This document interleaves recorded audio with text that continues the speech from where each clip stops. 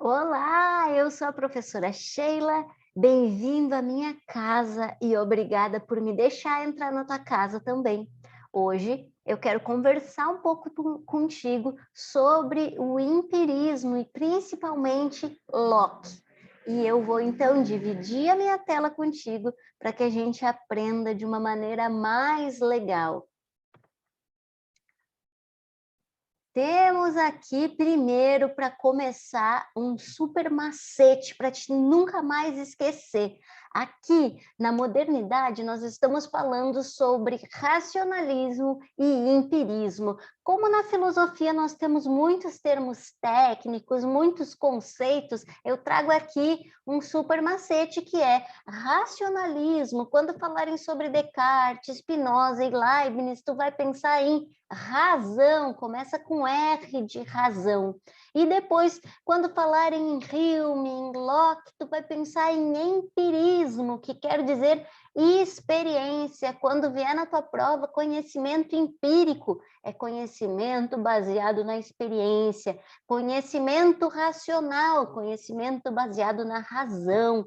Então, não esquece que a gente tem que entender também que racionalismo é uma corrente filosófica que diz que todo conhecimento é adquirido pela dedução, pela racionalização das coisas. Aqui a gente fala sobre Leibniz, Descartes, Spinoza, e também sobre o discurso do método, a dúvida metódica, sobre as 4 etapas do conhecimento e assim por diante. O Spinoza vai falar do Deus natureza, o Leibniz vai falar sobre as mônadas e assim por diante. Leibniz e Spinoza são 2 autores que caem menos no Enem, mas ainda assim são importantes. Nós falamos que empirismo é a corrente filosófica em que o conhecimento provém da experiência. E aqui os principais é Locke, com a sua teoria do conhecimento, se perguntando o que a gente pode conhecer, será que o conhecimento ele é consistente, será que a experiência é realmente suficiente para a gente ter o conhecimento, e a gente também vem com o empirismo lógico do Hume, falando sobre as verdades na ciência, que são 2 teorias do conhecimento diferentes, apesar de terem o mesmo ponto de partida, que é a experiência, o experimental, as sensações, coisa que o racionalismo negava completamente. Então, vamos falar um pouquinho sobre Locke. O seu título, o seu texto mais importante é Ensaio sobre o Entendimento Humano.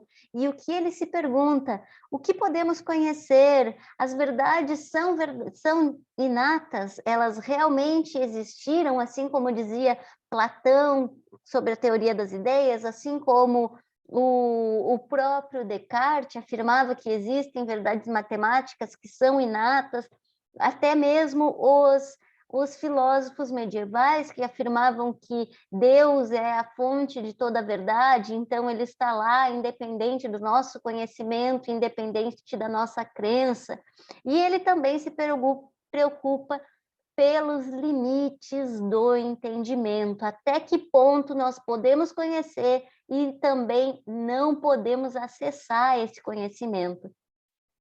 Nós também temos em Locke os objetos conhecidos a partir da experiência sensível, da nossa sensação, do nosso toque, do nosso real contato com esses objetos. Essa é a forma de conhecimento para o Locke. E aí ele fala sobre sensações primárias e sensações secundárias. O que são essas sensações primárias? Quando eu pego uma caneta, eu tenho noção da sua forma, eu tenho noção da sua dureza, ela é macia, ela é dura, eu tenho noção da sua consistência. E aí, as percepções secundárias, que é a cor, será que eu estou vendo essa cor da mesma forma como o meu amigo percebe o verde, percebe o azul? Será que quando eu sinto cheiro de borracha, mas outro amigo ou outra amiga pode sentir um cheiro de plástico, e essas sensações secundárias, elas são mais subjetivas do que as primárias, que dizem respeito à forma, ao conteúdo, ao movimento dessa caneta, no caso. E também a gente tem em Locke que as sensações apontam para a qualidade das coisas, e essas qualidades das coisas nos remetem a uma ideia, e essa ideia é o que faz com que a gente guarde na nossa mente o conhecimento.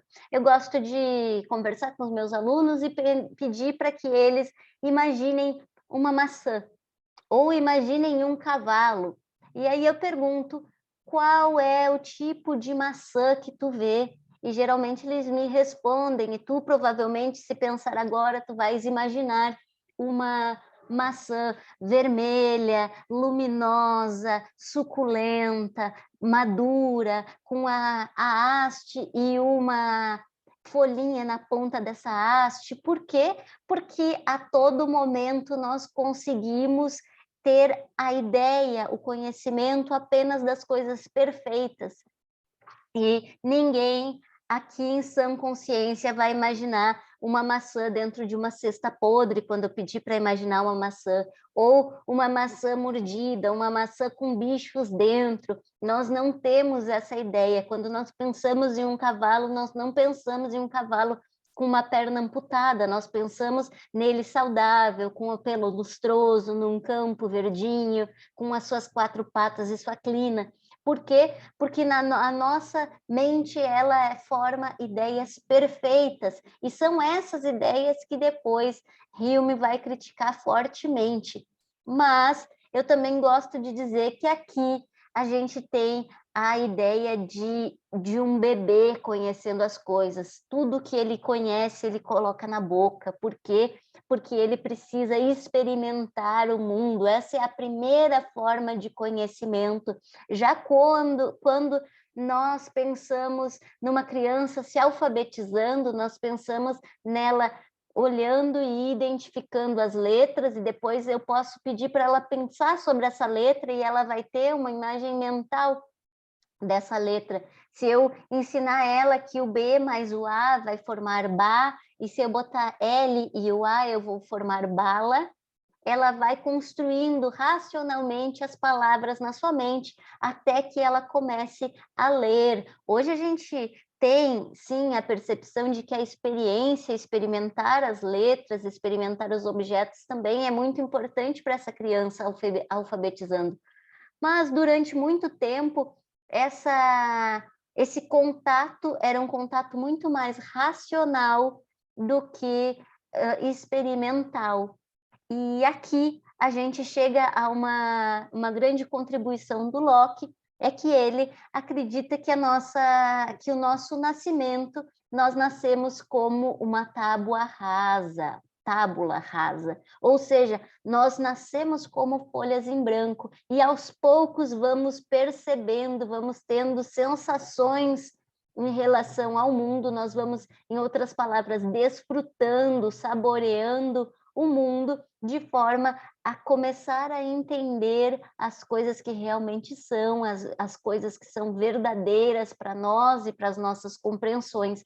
Então, é a partir daí que Locke começa a filosofar para falar que as nossas percepções, elas são sensoriais, e os sentidos, eles são o que dá a cor, o sabor, a forma e as expressões de verdade que nós temos no mundo.